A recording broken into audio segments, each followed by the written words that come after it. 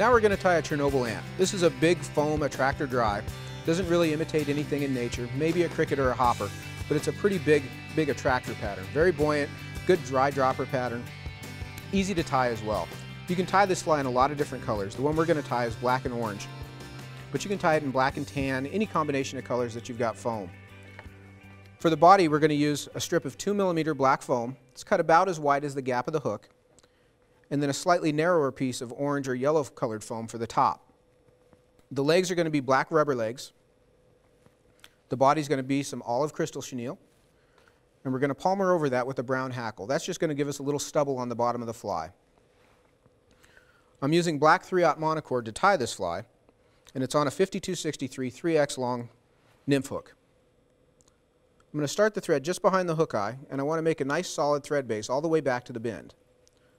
I'm going to run back, making sure that I cover every inch of the shank as I go. We don't want to tie this foam down to any bare metal as we go, so we want to make sure that the whole shank is covered with thread in a nice smooth fashion so we've got something to anchor to. Now when I get back here to the bend, I want to come all the way back, and then I'm going to bump the thread forward again so I'm up on top of that thread base. My thread's going to hang somewhere between the point on the hook and the point on the barb. Now you can see that my bobbin has started to unwind. As I made all those turns, I really twisted the thread up. So I'm going to let it unwind. I can even add to that a bit so it'll lay a little flatter. The wide flat thread will not cut into the foam as easily as that twisted thread would. So now I've got my piece of black foam here. I'm going to cut the corners off the back end of this just to give it a bit of a taper. It doesn't have to be all the way to a point, although it can be if you want it. There's some room for interpretation on this fly. I'm going to tie this fly down, tie this piece of foam down on top of the fly, but I'm going to leave about 1/4 to 1/3 of the shank worth of foam hanging off the back. So I'm going to lay this piece of foam in and sort of pinch it around the hook and take a loose turn of thread around it. To tighten this down, I'm just going to pull steadily toward me, not a sharp jerk. I don't want to pinch the foam down. The thread can sometimes cut it, so we want to do that gently. And I'll get 2 or 3 turns to anchor that. Now we've got our lighter colored foam. I'm going to cut the corners off of it in the same way.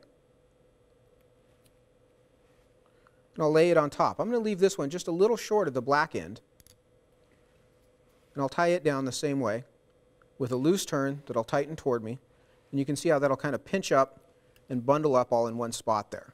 Now we're going to tie in a couple of rubber legs, and you can see on these rubber legs they come all attached to each other. The way to separate these is just hold on to them and give them a snap. You can see how those fibers will separate. It makes it much easier to get a hold of a single strand. So we're going to take 2 of those. We're going to take one on the near side and just tie it in at the center of its length along the near side of the foam body there. Get a couple turns on it. And then I'll turn the hook slightly and tie one in on the far side with a couple of turns. You can see how those just X out along the back of the fly. This fly is already starting to look pretty wiggly and bug-like, even if you can't really put a name on what it is. Now I'm going to tie in a hackle feather, and at this point this fly gets a little tricky because we've got that foam sort of in our way. I'm going to strip the base end of this hackle feather, and I'm really not concerned with what the exact size of this feather is. We're going to trim this down, so any scrap feather that you've got that's long enough will work just fine. I'm going to lift this foam up, and I'm going to catch the stem of this feather against the hook shank, and with a real short length of thread I'm going to bind this back right up to the base of that foam. I can just let that hackle feather kind of bounce out there and wait while we get the body ready. Now I'm going to take a piece of crystal chenille. I'm going to do the same thing. I'm going to tie it in here at the back and just wrap back over it to the base of that foam. And I'll run the thread back toward the front end of the hook again. I'm not going to come right up to the hook eye. I'm going to stop a little bit short. Now I'm going to wrap my chenille around the hook, and you can see I've got a long length here so I can work around my bobbin because I've got to do this with one hand. Rather than hand-to-handing this, I can use one hand to hold those fibers out of the way and use the other hand to just wrap this long piece of chenille forward. I'm not trying to build a whole lot of bulk here. This is just giving a little sparkle to the bottom of the fly. So when I get to the front, I'll tie that chenille off with a couple turns of thread.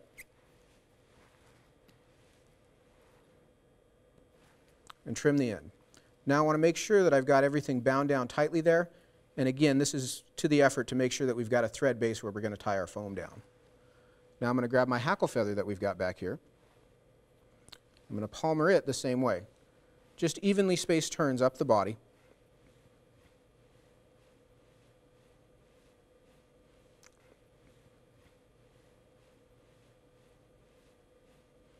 Right up to where we tied the chenille off.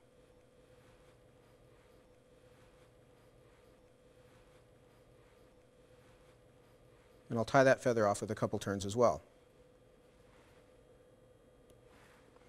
Now at this point you can come in and trim all this hackle down into short stubs. You can certainly leave it long, but the fly sits a little lower in the water with the hackle trimmed off, so I'm going to trim across the top, get as much of that as I can, and then I'll come in. You just got to be careful that you don't get your legs in there. And I'll trim this down into short stubs. No necessarily rhyme or reason to this. We just want some little bristles along the sides and bottom of the fly. So no magic to it.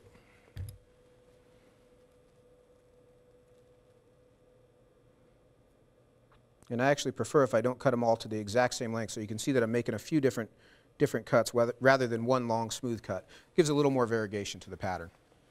So now my thread's hanging at the front. I'm going to fold my black foam down again and pinch it around the hook at the front, and I'll tie it down one more time with a couple of turns. I want to make sure everything's centered up on top of the hook, and I'll fold my lighter colored foam over the top and do the same with it.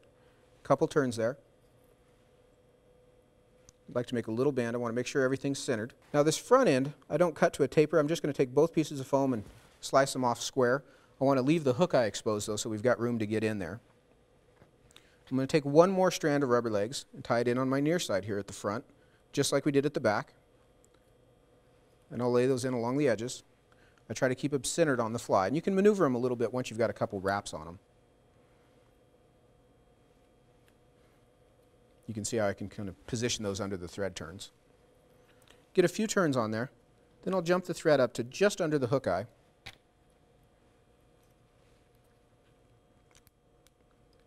And I'll lift this piece up as I whip finish just behind the eye. Come in and trim that thread, and then we can trim the legs. In a lot of cases these legs are pretty long, but I'm going to come up and try to just make straight cuts to make all the legs the same length. So I want to make sure they're positioned right to start with. This is a pretty big, wide profiled fly when viewed from the top. One thing that we're going to do before we finish up is put just a little shot of Zap-A-Gap along the bottom of the fly at both tie-down points. That's right behind the hook eye and right at the bend. Foam and super glue work wonderfully together, and it really locks things down, but I always apply it at the end. It's really hard to work with on the shank because the foam won't maneuver nearly as easily. But that's our Chernobyl Ant. You can see how you could change those colors up and make all sorts of different combinations. If you can figure out what it looks like, let us know, but it sure does work.